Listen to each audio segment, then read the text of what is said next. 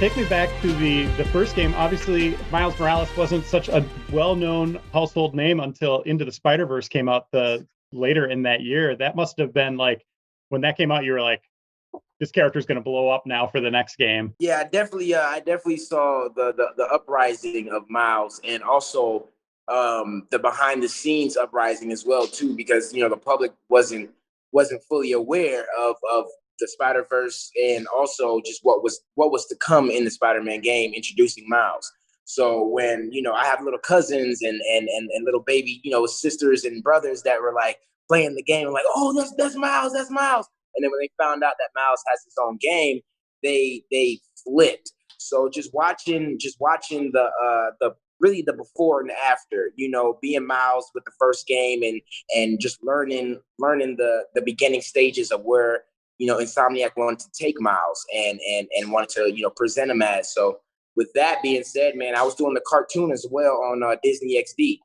So I was doing Miles for the game and the cartoon as well. So just having Miles engulfed in me so much, seeing his growth, and he's still growing. He's only the first Miles game, so he's still growing as a young man. So it was crazy just to see his growth and his uprising in the public, and people were dying. People were dying to see that that he has his own game, and that we're finding out about his life and his background and his culture. So it's gonna be crazy, man. The first game you were Miles, and now the second game you are a year later, Miles Morales Spider-Man, right? Like, talk about that transition. Did you change your approach in any way? Definitely.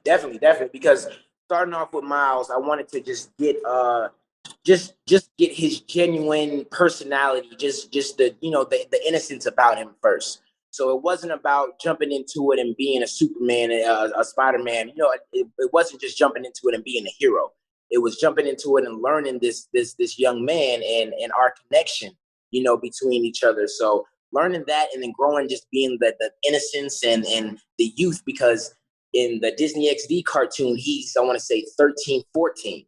And in the game, he's a little older, 16, 17. So just having those different, you know what I mean, going back and forth between the sessions, toning down the manliness, growing into Miles, and then coming into the booth and then doing the kid voice of Miles. It's a trip, man. It's a huge trip, but it also helped a lot because it kind of put me in that mind state of when he is Spider-Man, when he is owning up to fighting the villains, and he is a different person. He's not that kid anymore. He's that man. He's that fighting that, you know what I mean? He's that leader. So it was a great transition, but I also needed it to be just to blend everything well together. You know what I mean? To make it human, if that makes sense, to make it just human and natural and organic. So yeah, when I first went into Miles, I wanted just to learn just the innocence about him, the pureness about him. And then, growing into that, he's smart, he's a genius, he's a straight A student. Like, dude is smart. You know what I mean? So learning that first and getting in tune with that. And then when the superhero kicked in, then it was like a whole other notch kind of stepped in. Then I kind of put myself in there too. You know what I mean? It was like, all right, cool. That was really the transition. Yeah, man. It was amazing though. I love it. I love it to death. I was curious, at what point in the process when you were working on the last game were they like, hey, do you want your own game? Like, what was that conversation like? It's a great question. That's a great question. It was actually, man, the launch we had for the first game. I don't know if you all saw the launch, but it was me, Yuri, Brian Intar, and Mr. Negative and Black Widow, and it was our first launch for the first game. And then Brian, who was our creative director for that one, he took me aside and he was like, "Hey man, how do you feel about having your own game and having making Miles his own thing?" And I was like, "I'm ready." He was like, I'm ready. But I had to take care of some, business side and business stuff on the side. So I told him like, yeah, I'm ready, man. Let's do it. I'm going to let you know when, everything is set in stone and ready to go. Did you go over to Yuri and you're like, oh, sorry, man? Oh, yeah. No. Me and Yuri, man, I was like, Yuri, you have to let me know how many sessions there are about to be and how many, how much work did you put in? Like, because I'm telling you, it was so many aspects that we had to learn. Like, Yuri had to teach me how to swing in the booth. because Miles wasn't swinging in the first game. So Yuri taught me what he did, what he did. While you're doing your lines? Yeah, while you're doing the lines. You know what I mean? So, swinging and doing the lines, Yuri taught me that. And he taught me, just it's all about the core. It's all about moving the core and getting all this getting all this flowing and stuff. So it was hilarious because we went through so many phases of knowing what a good swing sounds like in the booth. And that's when, Yuri really, really helped me out a lot, man. And, I thank him to this day. So he really was your mentor, just like Peter was. We remember we had him come in and we did sort of a session about like, we all sat together, me, you, Brian, and Yuri. Yeah. And then we got Najee his own Miles Morales gloves with silly string, and then he just sprayed everyone in the whole. Yeah, that's when it's like we had Yuri give him the gift just like he did in the game, and the gift with these silly string Miles Morales things. It was a fun time.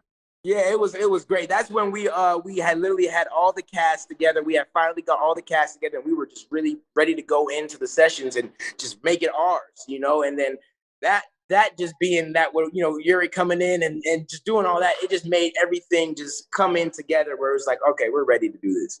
We're ready.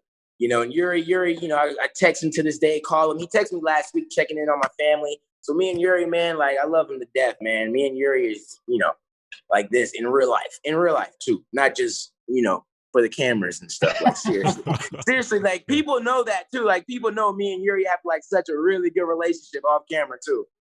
That's ridiculous. Great. That's great. Did you guys do any motion capture? And like, did you guys finish production before the world kind of fell apart with COVID and everything? Like, what was that process like? Yeah, so Najee and we shot for about close to like a year and a half, I think, is what we had in shooting. I think that's about right, Naj. It's like a year and a half too. Yeah, year and a half too. Yeah. We were doing VO all the way through, right? So we did a tremendous amount of VO towards the end, but we got most of the performance capture done before the COVID hit, and that was great. So we got most of thank God. Yeah, full performance on there. But there was a couple reshoots that we had to do, and Naj did fantastic VO, and we had other actors that were up in Canada just to be able to perform that because we just had to get new scenes created. But I would say 99% of what you see in there is going to be Naj and then the talented stunt actors that work with him. And we try to give Naj as much Spider-Man stuff as possible. Tell him, man. Tell him all the actual blood, sweat, and tears. All of it. Like, oh my gosh. He practiced. We had the mocap actors come in, our stunt doubles, and we did actually a Spider-Man training session on how to pose, how to get all those iconic Spider-Man poses. And Najee did the work. He came in, he worked on it, and his vertical is insane. Like every time he had to jump out of the volume, it was like, Najee, hold on, don't get hurt. I mean, he was method Miles Morales on the stage. Curious too, like, do you already speak Spanish? Because I know what Miles does. Or did you have to do anything to like study up on that side of his background? Yes. We actually had a few sessions, a few coaching sessions, just to get the dialogue down because he's New Rican, so it's a mix between Puerto Rican and just a New York dialect too as well. So just learning Spanish, in general wasn't well. Of course, I took Spanish in high school. But that was just regular Spanish, and I didn't pass. But that's a different story. That's a whole different story.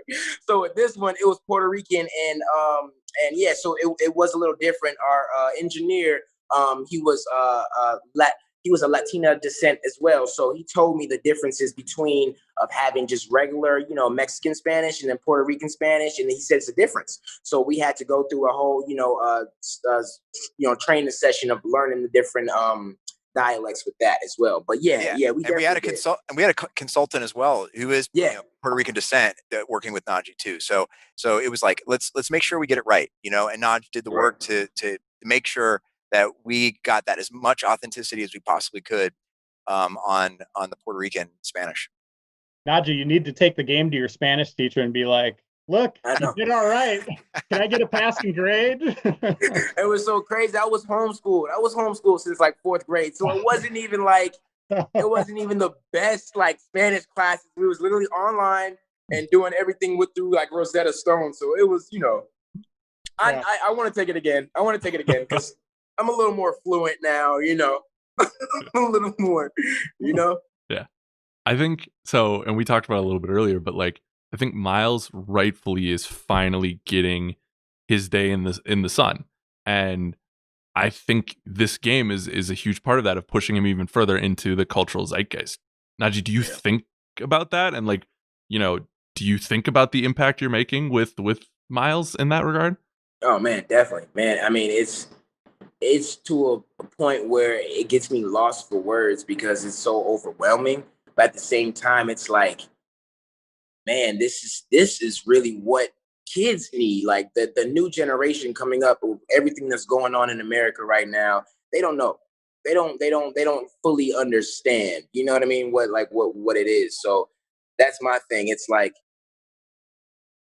for this new generation that's coming up and seeing the younger kids that I have under me, like my little cousins and my friends, little brothers and sisters. I have a little niece, just for them seeing it gets you speechless because it tells you like, okay, this is what we didn't have growing up. We only saw, a few here and there, but for young little boys, that growing up and they look like Miles and they want to, you know what I mean? It means a lot, man. Like it means a lot because it's so much crap going on in the world right now, man, for us. And it's just like, we need that balance to especially for the kids, man, just to make sure everything is going to be all right. They're not scared. They're not hopeless. You know what I mean? None of that. But also too, with the different cultures that we're hitting in this game and also the different aspects that we're hitting, we have so many things that are going to surprise people that we brought to the game. And it's so many like crowds. I'm telling you, I'm watching what I'm saying, but like, you're doing a great job, Najee. You'll get it. Like we have so many aspects and areas that we're hitting that so many people are going to, feel related to and they're going to be very pleased that we touch these subjects.